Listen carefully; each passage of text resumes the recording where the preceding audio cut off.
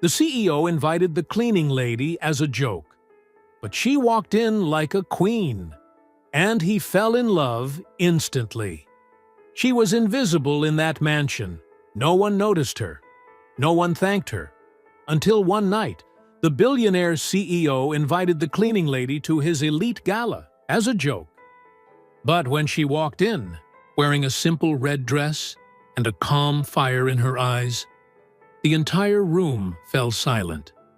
And for the first time in his life, he couldn't look away. It was meant to humiliate her. Instead, it changed everything. Before we continue, if you enjoy touching and inspiring stories like this one, make sure to subscribe to the channel and leave a like. Now, let's get back to the story. The music was soft, the marble floors gleamed, and the smell of imported cigars lingered in the air like arrogance. Nathan Carter leaned back in his leather chair, a whiskey glass in one hand, his tailored suit barely wrinkled after a long day of closing million-dollar deals. Laughter bounced around the private lounge of his mansion as his friends, a circle of CEOs, influencers, and trust fund elites, sipped rare wine and traded stories as if the world belonged to them. It usually did. And in that room, so did everyone else, except Isabel. She wasn't even a thought. Somewhere downstairs, Isabel wiped away the last fingerprint from the glass banister, her hands raw from scrubbing floors that would be dirty again by morning. She moved like a shadow, fast, silent, forgettable. She knew which lights not to turn on to avoid being seen, which doors to knock before entering, which people to avoid eye contact with, especially Nathan. He was everything she wasn't: loud, seen, powerful. She didn't envy him. She just knew he existed in a different universe, one where no one asked how she got home after midnight shifts or how her daughter Sophia was doing in school. That night, as Isabel stepped into the kitchen to return her cleaning supplies, she heard her name. Laughter. A man's voice, Nathan's, said with a careless chuckle, "What if we invited the cleaning lady to the gala?" The room roared. One of his friends added, "She might sweep the dance floor." "Better warn the chefs. She might think the buffet is for her." Another burst of laughter. A joke, obviously, but the kind that stings like salt in an old wound. Behind the wall, Isabel froze. She wasn't surprised, just tired. Tired of being the joke. Tired of pretending not to hear. But then, something strange happened. Nathan said, "Actually, send her the invite. I'm curious." Silence. "Come on, it'll be funny," he added, grinning. "Let's see if she shows up." The others shrugged. Why not? The next day, Isabel found a thick white envelope on her locker, placed awkwardly on top of her folded apron. The Carter Enterprises emblem was pressed into the wax seal. Her fingers hesitated. She opened it. It was real. A golden invite to the annual Carter Foundation Gala, the one every A-lister in the city begged to be invited to. Formal dress, black tie, RSVP required. She stared at it for a long time, her hands trembling. She knew what this was. She knew the joke. But something in her chest, something that had been asleep for years, stirred. That night, after putting Sophia to bed, Isabel opened the only drawer in her apartment that she never touched. Inside, wrapped in a soft cloth, was a red dress. Not flashy, not expensive, but beautiful. She had worn it only once, back when her life looked different, before she lost her husband, before she had to clean houses to survive, before she forgot what it felt like to walk into a room and own it. She held the dress up to her body and looked in the mirror. Her reflection didn't laugh. It remembered. Saturday night came fast. The gala buzzed with camera flashes, diamonds, and empty compliments. Champagne flowed like water, and every guest arrived with the silent mission to be seen and envied. Nathan, as usual, was the center of the room. His tuxedo fit like it was made for him, his smile effortless. But something about the night felt dull, predictable, until the main doors opened. Just before she stepped through, Isabel paused outside, hidden from view. She closed her eyes, one deep breath. She adjusted the strap of her red dress, lifted her chin, and walked forward. And then, silence. All eyes turned. There she was, Isabel. Not in uniform, not with her hair tied back, in a red dress that caught the light just enough, her dark hair loose around her shoulders. No makeup, no jewelry, no designer label, but she walked in like a queen, like the building was hers and everyone else had forgotten. Nathan's glass paused halfway to his lips. He forgot how to blink. For a moment, he didn't even recognize her. And when he did, his chest tightened, not with embarrassment, but with something much stranger. Awe. Isabel didn't look at him. She didn't look at anyone for too long. She walked straight to the bar, her back straight, her steps calm. People whispered. Someone laughed, quietly. She didn't flinch. Nathan moved toward her, almost without thinking, as if gravity had changed its rules. He reached her just as she set her empty champagne glass down. "You came," he said. She turned to face him, her eyes clear. "You invited me." There was no anger in her voice, no sarcasm, just truth. Nathan swallowed hard. "Did you think I wouldn't?" she asked gently. He didn't answer, because, honestly, he didn't. No one had. No one thought the cleaning lady would dare walk into a room full of wolves. And yet, here she was. Across the room, one of Nathan's friends whispered, "Okay, now this is interesting." But Nathan wasn't listening to them anymore. He was looking at Isabel, really looking. And for the first time, he felt small in his own world. For the first time in a long time, Nathan Carter didn't know what to say. That didn't happen often. He had closed billion-dollar deals with a smirk, talked down boardrooms, convinced investors with a handshake and a grin. But now, standing in front of the woman he had once called invisible, the woman he mocked, he felt the heat rise in his neck. And it wasn't from the whiskey. Isabel was watching the room like she didn't need it to like her. That confidence. It wasn't loud. It didn't try. It just was. And that unsettled him more than he cared to admit. "Would you like to sit?" Nathan asked, gesturing toward a lounge area near the tall windows.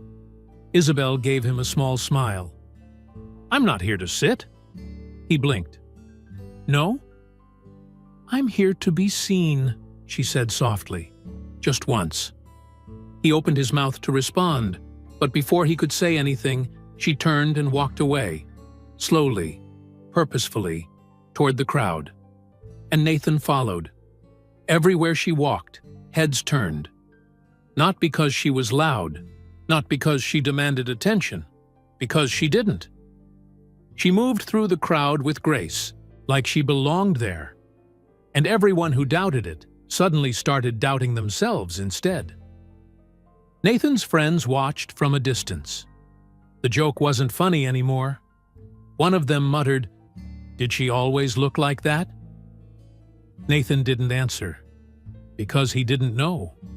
He'd seen Isabel before, countless times, probably, cleaning the staircase, washing the glass walls, quiet, invisible. But he'd never seen her. Not like this.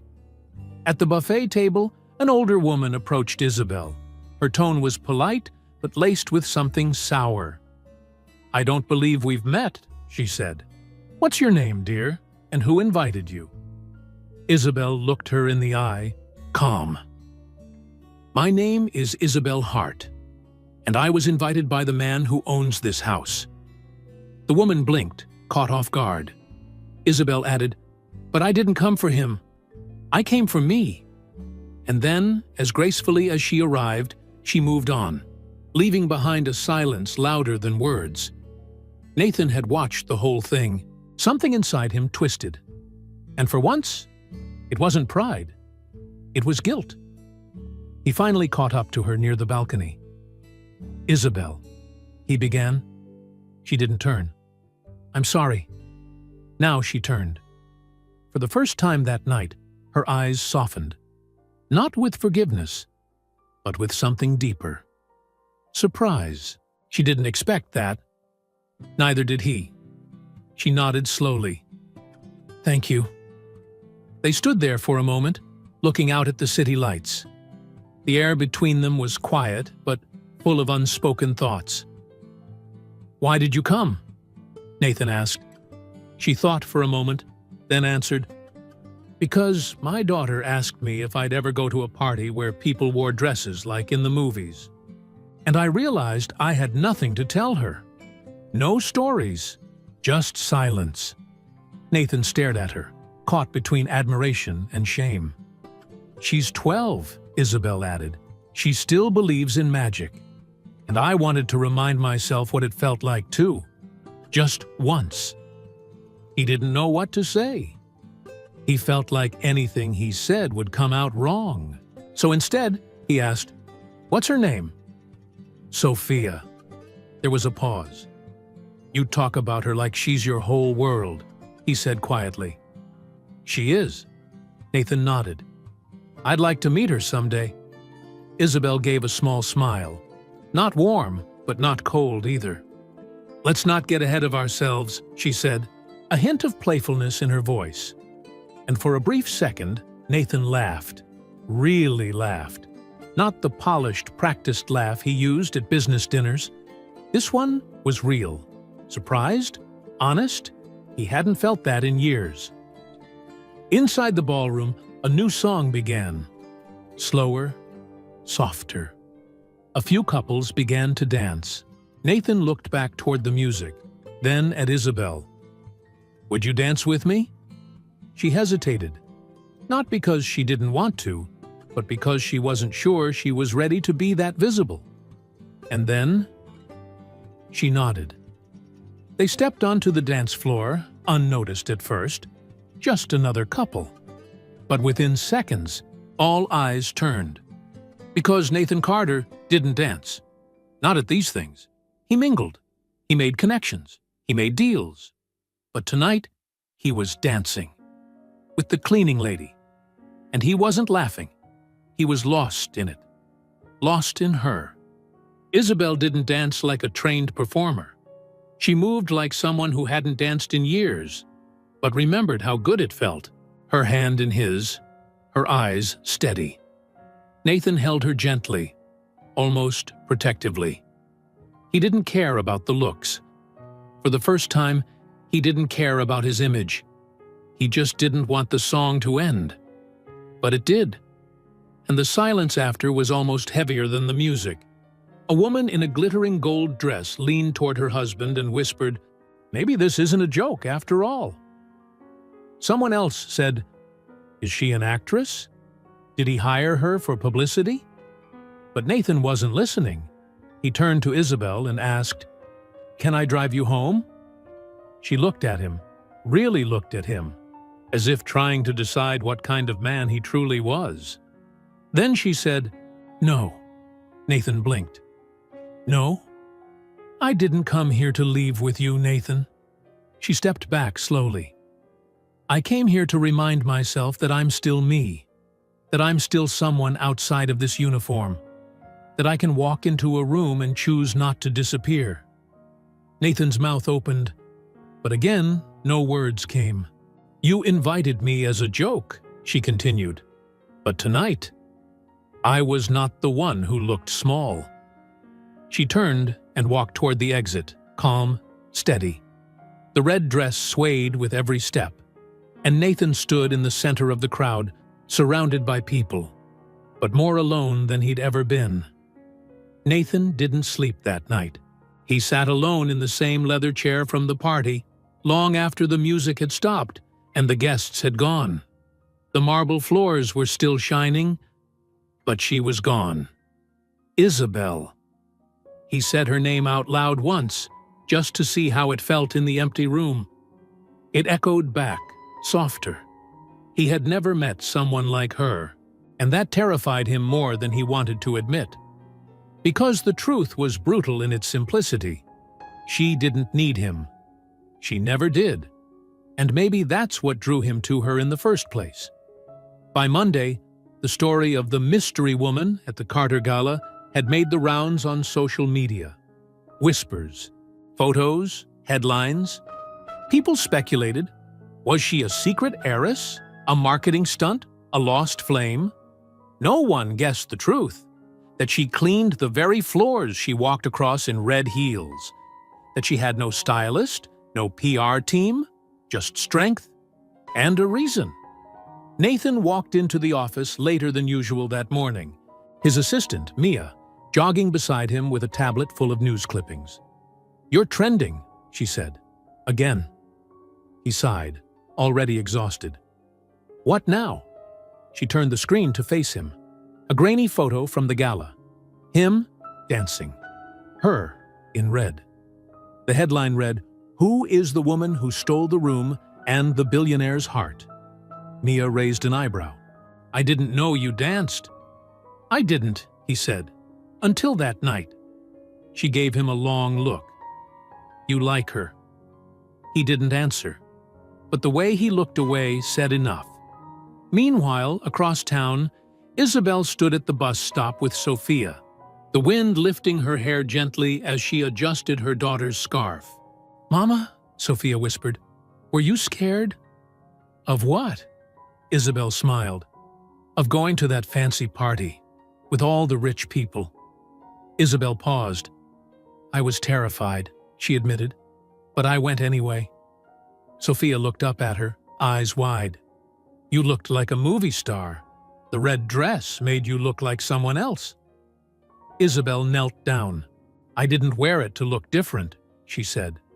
"I wore it to remember who I was, who I still am." Sophia wrapped her arms around her mother's neck. "I'm glad you didn't disappear, Mama." Isabel held her tighter than usual. That afternoon, Nathan did something he hadn't done in years. He went digging through the company's old internal archives, something only a few department heads ever accessed. He was trying to find donor records for an upcoming gala. But what he found instead stopped him cold. A digital scan, black and white. A girl in a dress, the same one Isabel would later wear to the gala.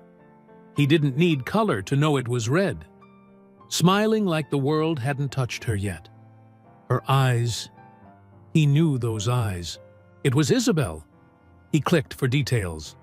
The photo was dated over 15 years ago, tagged in a company album from a construction site celebration, back when the company used to hold family events for its workers. Employee, Marcus Hart. Position, lead site engineer. Isabel's husband. Nathan leaned back in his chair, the photo still glowing on the screen. She hadn't mentioned that her husband once worked for Carter Enterprises, but somehow it didn't surprise him. She had always been part of something bigger. He just hadn't seen it. Until now. Isabel was folding laundry when she heard the knock. She opened the door to find Nathan Carter standing there. Alone. No driver. No flowers. Just him holding a small envelope. Her eyes narrowed. "I don't remember giving you my address." "You didn't," he admitted. "But I asked. Nicely." A long pause passed between them. "Why are you here?" Nathan swallowed. "To return something." He held out the envelope. She took it, slowly, opened it. Inside was a photo, black and white. A young girl, no older than 17, in a red dress, smiling. She looked exactly like Isabel. Isabel's breath caught in her throat. "Where did you get this?" "I found it in the company's old archives. It was buried in a digital folder from a construction celebration. Over 15 years ago. I think your husband was working for us back then." His voice was lower now. "I saw this picture, and I wondered how someone who used to smile like that ended up feeling invisible." Isabel's fingers shook as she held the photo. "My husband took this," she whispered, "a long time ago, before everything fell apart." Nathan didn't say anything. He let her hold the silence. And the memory. "I forgot it was still out there," she said softly. "Do you want to talk about him?" he asked. She looked up. Then, quietly, she opened the door wider. "Come in." The apartment was small, simple, clean. Nathan sat on the worn-out couch while Isabel made tea. Photos lined the hallway walls, mostly of Sophia. School projects, handmade cards. He noticed one card hanging by the fridge with crayon writing, "My mom is a queen." Isabel returned and handed him a mug. He didn't take a sip. Instead, he asked, "What happened to him? Your husband?" She sat across from him. "He died in a car accident 6 years ago." Nathan nodded slowly. "He was the dreamer. I was the practical one. He wanted to build things. I wanted to make sure we had food." She smiled, but it faded fast. "After he passed, I tried everything. Offices wouldn't hire me without a degree. Bills stacked up. I cleaned houses because it was the only job that paid cash and let me pick Sophia up from school." Nathan didn't speak. Isabel continued. "There were nights I went to sleep hoping Sophia wouldn't hear me cry in the next room." He felt a lump rise in his throat. "And yet, you walked into that gala like royalty," he said quietly. She met his eyes. "I wasn't trying to prove anything to you. I was trying to prove it to me." For a long time, neither of them spoke. The city buzzed softly outside, a siren in the distance, the radiator clicking in the corner. Then Nathan asked something he never thought he would. "Would you let me take you out? Not as a joke, not for show, just for dinner." Isabel looked at him, really looked. She didn't see a billionaire or a man in a suit. She saw someone finally trying to be human. "Why?" she asked. He smiled, but this time it wasn't charming. It was vulnerable. "Because I think I need to learn how to see people again, and I want to start with you." Before she could respond, a voice interrupted from the hallway. "Mama? Who's that?" Sophia stood rubbing her eyes, holding a stuffed rabbit. Isabel gently pulled her into her lap. Nathan smiled. "Hi there." Sophia blinked. "Are you the man from the red dress party?" He laughed. "I guess I am." She looked at him curiously. "Do you know how to make pancakes?" He grinned. "I'm a terrible cook, but I could learn." Sophia smiled. "Then maybe you can stay." Nathan looked at Isabel. She smiled, just a little. Not a yes, but not a no. Nathan returned the next evening. No bodyguard, no luxury car. Just him, walking up the steps with a grocery bag in one hand and a folded recipe in the other. When Isabel opened the door, he lifted the bag like a trophy. Pancake night. She stared at him for a beat, then stepped aside without a word. The corners of her lips turned upward. Not a full smile, but warmer than yesterday. The kitchen wasn't big, barely enough space for two, but Nathan didn't seem to mind. He clumsily poured batter into the pan, misjudged the heat, and sent flour flying across the counter. Isabel laughed, genuinely, as he wiped pancake mix off his tie. "I didn't think CEOs cooked their own meals," she teased. "We don't," he said. "That's why I'm currently failing." From the hallway, Sophia peeked in, giggling. "Flip it," she whispered. Nathan gave it a shot. The pancake folded in half, then crumpled into the corner of the pan. "Chef of the year," he declared with mock pride. They ended up eating the mess anyway, seated at the small kitchen table with cracked edges and mismatched chairs. But it wasn't about the food. It was about the quiet moments in between. "Where's her dad buried?" Nathan asked softly, glancing at Sophia, who had gone back to her coloring book. Isabel stirred her tea slowly. "Greenwood Hills, Lot 32. Nathan made a mental note, even though she hadn't asked him to. "Do you go often?" he asked. She nodded. "When I can. It's peaceful. I like to tell him what we've been up to." Nathan glanced at the little girl humming to herself in the living room. "He'd be proud of you both." Isabel didn't respond, but the way she looked at Sophia said she didn't need words. Later that night, after Sophia had gone to bed, Nathan helped clean the dishes, insisting, awkwardly, on scrubbing them himself. He reached for a plate and knocked over a mug. It shattered on the tile. "Sorry," he winced. Isabel crouched down with a dustpan, shaking her head. "It's okay. It was just a cup." "No, he paused. "I'm not used to any of this." She looked up at him. "You mean being real?" He nodded slowly. "I've spent so long pretending that I didn't even know how to say sorry until you made me mean it." Isabel stood. "Then stop pretending." As he left, just before he stepped out the door, Isabel spoke again. "You're not the man I thought you were at the party." Nathan raised an eyebrow. "What did you think I was?" "A bored rich man who thought everything could be bought." He looked down for a second. "And now?" She met his gaze.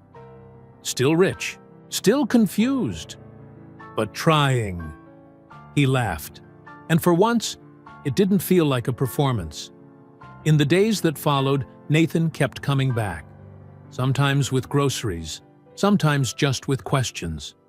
He listened more than he spoke, and when he did speak, he didn't try to impress her. He told her about his father, how he'd built the company from the ground up, then died too young to see his son double it in size. About how he threw himself into work, chasing money like it was oxygen, and how lonely success felt when no one knew the real him. "You ever lose yourself in the image of who people expect you to be?" he asked one night. Isabel nodded slowly.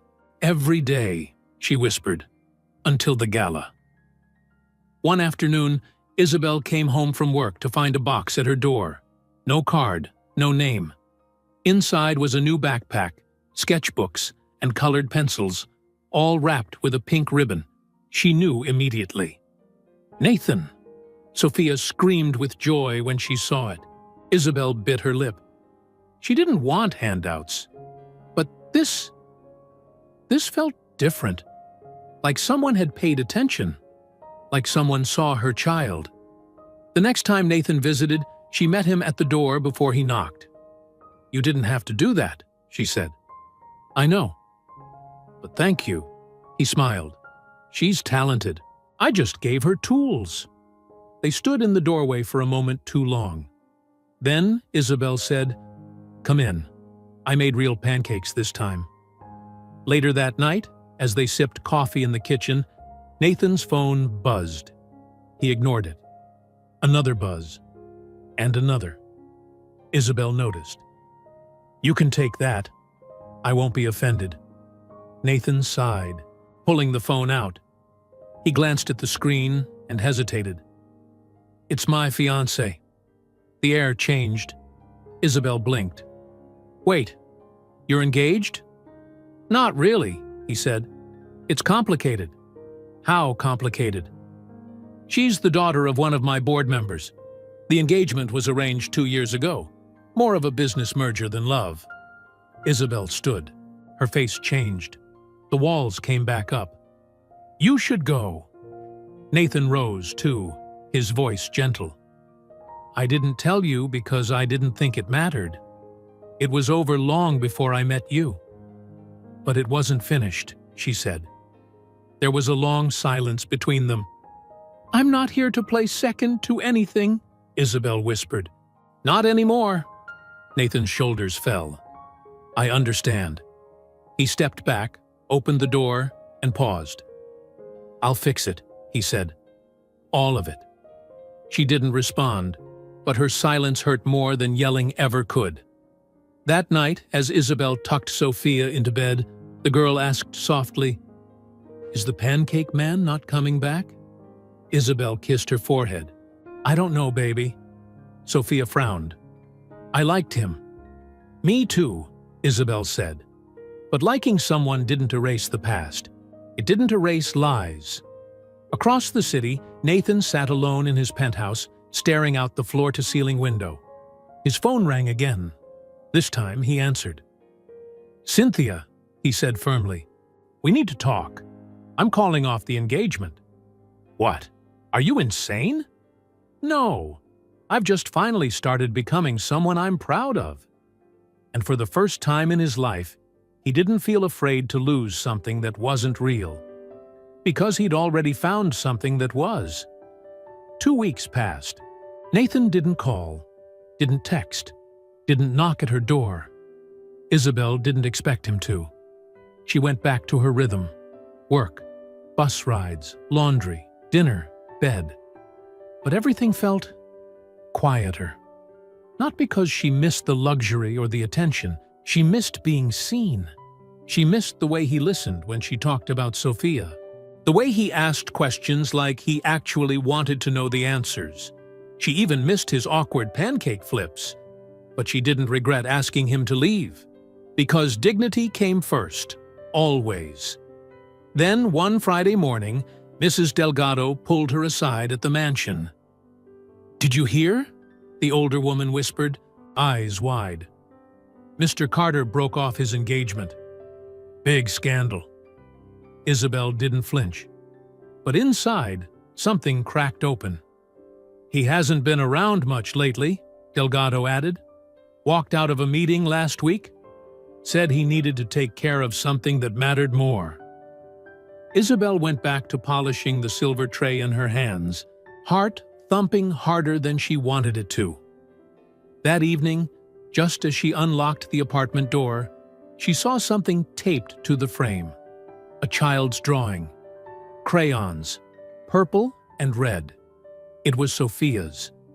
In the middle of the paper was a stick figure with a tie, standing beside a woman in a red dress and a girl with pigtails. Above it, written in pink, Pancake Night Again? Isabel looked down the hall. Nathan stood at the far end, holding a box of groceries. He didn't say anything, just waited. She didn't smile. She didn't cry.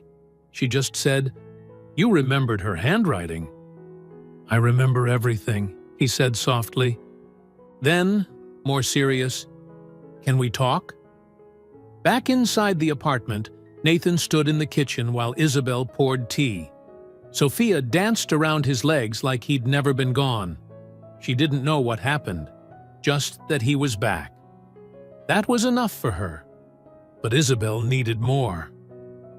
I ended it, Nathan said quietly, when they were finally alone at the table. With Cynthia, with the lies, with everything that made me someone I wouldn't want my own daughter to look up to. Isabel stared at him. And now what? Now, I learn how to be real. She folded her arms. Words are easy. I didn't come here with words. He reached into his jacket and placed a small envelope on the table. I came with action.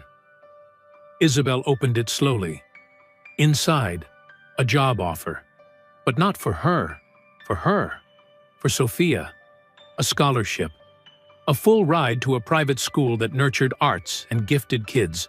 The kind of place Isabel never dreamed she could afford.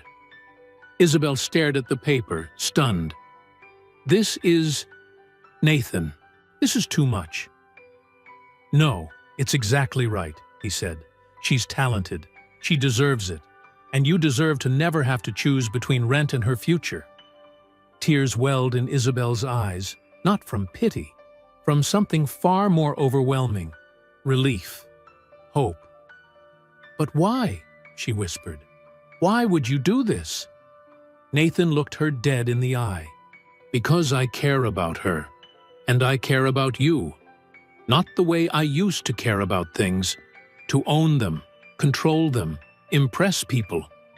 I care about you because when I'm with you, I don't feel empty." He took a breath. "And I don't want to go back to feeling empty."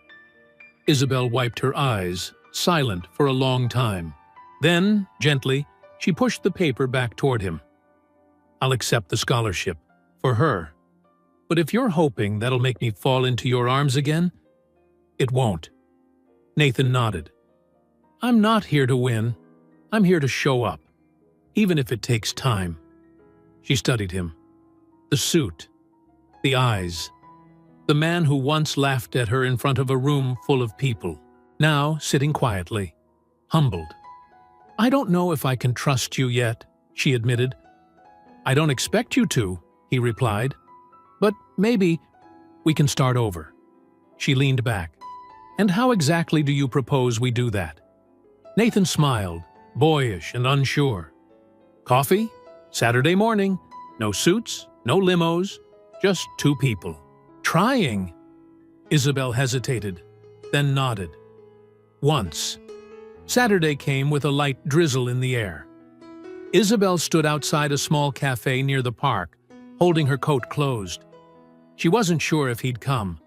Part of her wondered if she'd be relieved if he didn't. But then, she saw him. Jeans, hoodie, no entourage, just Nathan holding 2 cups of coffee and looking nervous. He approached like someone trying not to mess up something fragile. "Hi," he said. "Hi." They walked together toward the park, sitting on a damp bench under a big tree. They talked for hours, about everything and nothing. And it felt good, safe. By the time the sun peeked through the clouds, Isabel found herself laughing again. Not politely, not because she felt she had to, but because something in her heart had loosened. Not all the way, not yet, but just enough. Across the street, Sophia watched them through the cafe window, her face pressed to the glass. Mrs. Delgado stood behind her, smiling. "She's smiling again," Sophia said. Delgado nodded. "She deserves it." Back on the bench, Nathan turned serious. "I'm not asking for forever," he said. "Not yet. I just want the chance to prove I'm not the man who laughed at you that night." Isabel turned to him. "You're not." She stood, brushing the crumbs off her coat. "But let's see who you really are before we talk about forever." He nodded, and for the first time, he didn't try to rush the ending, because this story was finally starting to feel real. It started with a headline: big, bold, and brutal. Carter Empire in trouble. Insider accuses CEO of misusing funds for personal favoritism. The article exploded across news sites in less than an hour. It included a photo, grainy, zoomed in, of Nathan, with Isabel, holding a scholarship envelope. The implication was clear: romance, corruption, favoritism. Nathan stared at the screen in his office, jaw tight. It wasn't true, but the timing was perfect. Just as the board was preparing for their annual review. Just as he was stepping into a different version of himself. And someone had found the one soft spot in his armor. Her. Across the city, Isabel sat frozen at the kitchen table. The same article glared at her from her phone. She scrolled and read the comments. Figures. Gold digger. She planned this from day one. How convenient. A cleaning lady turns Cinderella overnight. Her stomach turned. She barely heard Sophia humming in the next room. She barely noticed her tea had gone cold. All she could think was, "It's happening again." The phone rang. It was him. She didn't answer. At Carter Enterprises, cameras gathered outside. Reporters shouted questions. Employees whispered behind frosted glass doors. Mia, his assistant, shut the door to his office. "You need to fix this," she said, voice low. "The board's demanding a statement. The press thinks you're funneling company money into your personal life." "I didn't use a cent of company money," Nathan snapped. "It was my personal donation." She raised an eyebrow. "Doesn't matter. They won't see it that way."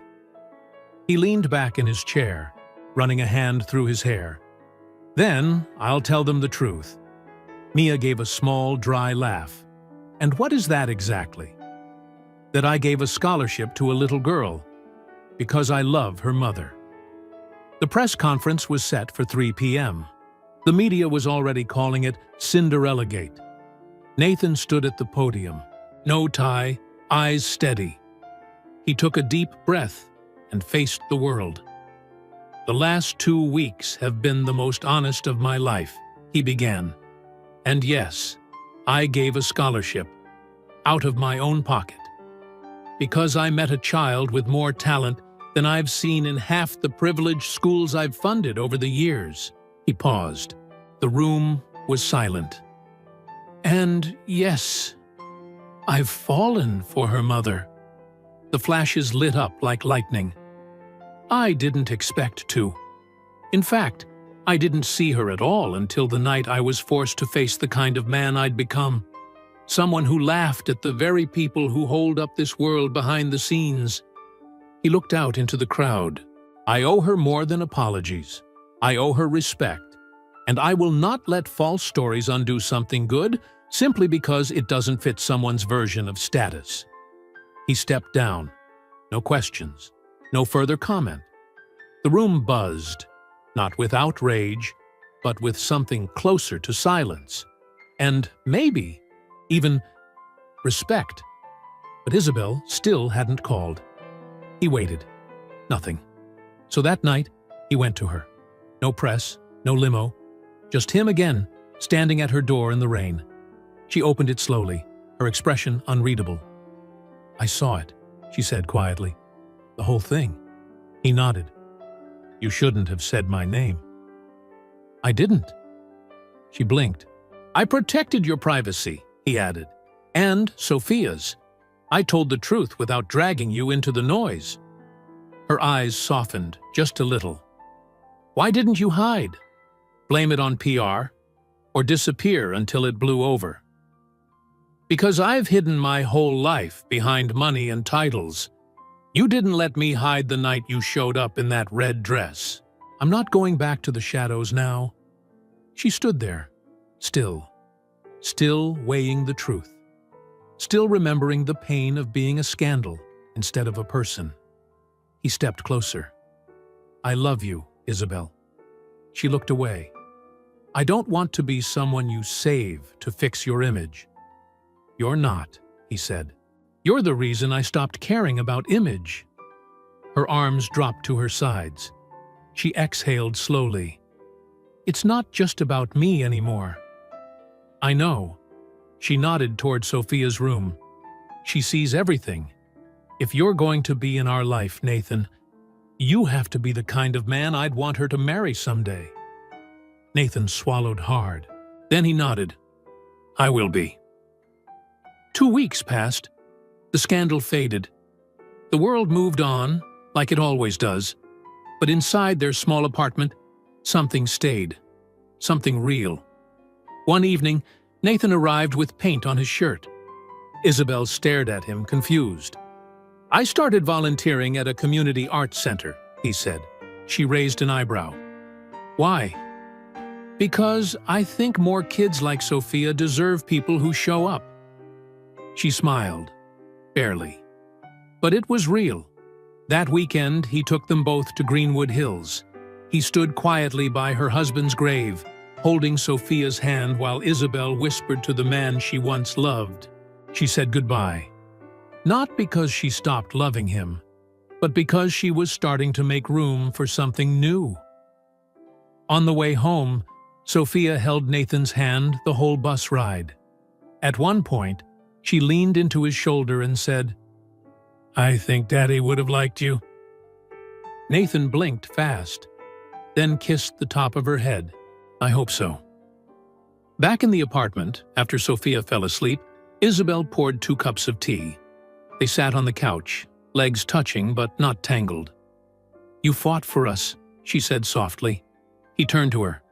"I always will." She looked down. "I'm scared." "I am too." She looked up, then leaned her head against his shoulder. And for once, finally, she didn't feel like a shadow.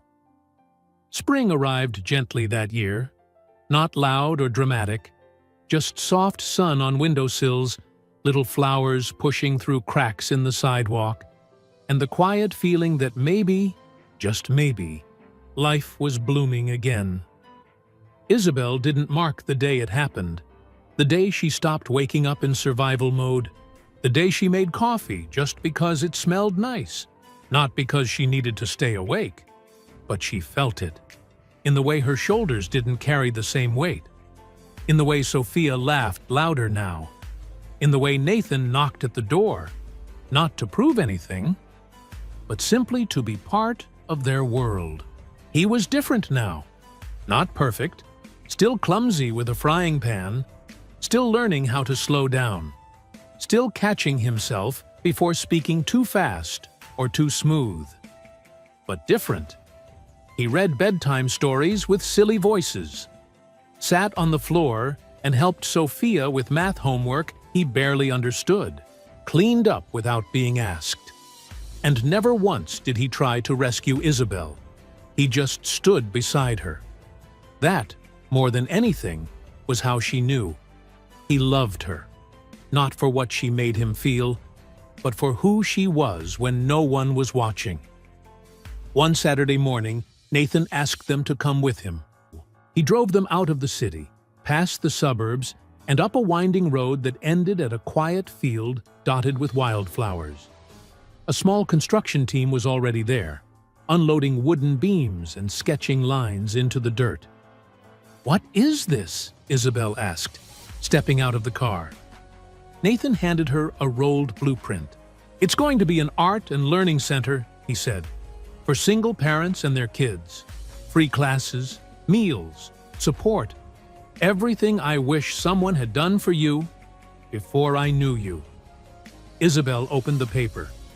At the top, in bold hand-drawn letters, the Sophia Heart Center. Her hand flew to her mouth. Sophia's eyes lit up. "That's me?" Nathan knelt in front of her. "That's you, and your mom. She's the heart of this place. Literally." Isabel looked at him, eyes wide with emotion. "Why would you do this?" Nathan stood, voice low. "Because you showed me what real strength looks like, and I want the world to see it too." The grand opening came 3 months later. The mayor showed up. So did press, not for scandal, but to celebrate. But Isabel didn't care about speeches or camera crews. She cared about the young mother she saw standing in the corner, holding a toddler on her hip. She saw her eyes, tired, wary, just like hers had been once. Isabel walked over, offered a smile, and said, "You're not alone here." And just like that, a new story began. That night, they sat on the balcony of Nathan's apartment, wrapped in blankets. Sophia had fallen asleep after painting her face with sparkles and frosting. The city buzzed beneath them, but up there, it was peaceful. Isabel turned to Nathan. "I don't feel invisible anymore," she said. He kissed her forehead. "You never were." She smiled, resting her head on his chest. "I just forgot." A long silence passed. Then he said, "I want to marry you." She sat up slightly. "What?" "I don't have a ring. Not yet. I didn't plan a speech." "You?" she teased. "No plan." "I didn't want this to be about wealth or presentation. Just truth. She looked at him, her heart full. "And what's the truth?" "That I want to wake up with you, fight with you, grow with you, grow old with you. Not because it's easy, but because you're worth everything I spent years chasing the wrong way." Isabel didn't cry. She smiled. Calm. Sure. Then whispered, "Ask me again tomorrow, when I'm wearing something other than paint-stained jeans." Nathan laughed, and so did she. He asked again the next day, and she said yes. Not because he saved her, but because he saw her. They didn't have a grand wedding, no castle or guest list of 400. They married in the small garden behind the Sophia Hart Center, surrounded by kids with paint on their cheeks and parents who once believed they were alone. Sophia walked her mother down the aisle. Nathan cried first. Isabel laughed when she saw his tux was slightly crooked, but her hands were steady when she placed the ring on his finger. And this time, when the world watched, it wasn't a joke. It was a beginning. 1 year later, a letter arrived, written in crayon, folded 3 times. It was from one of the kids at the center. "Dear Miss Isabel, thank you for showing my mom she's not broken. She said she feels seen now. She said you helped her remember who she is. Love. Jasmine, age 7." Isabel tucked the letter into a little box on her nightstand. Inside it were the things she once hid: the red dress, the old photo of her younger self, a pencil drawing from Sophia, and now, this letter. She turned off the lamp, rolled over, and Nathan pulled her close. They had built something stronger than status. They had built a family. The end. It's not always the loudest person in the room who carries the most strength. Sometimes the people we overlook are the ones holding the world together, piece by piece, quietly, and with grace. When we stop to see them, we just might find the kind of love that doesn't need to be chased. It's already there, just waiting. What about you? Have you ever felt invisible? At work? In your family? In your own life? What helped you feel seen again? Tell us in the comments. Your story might be the one someone else needs to read.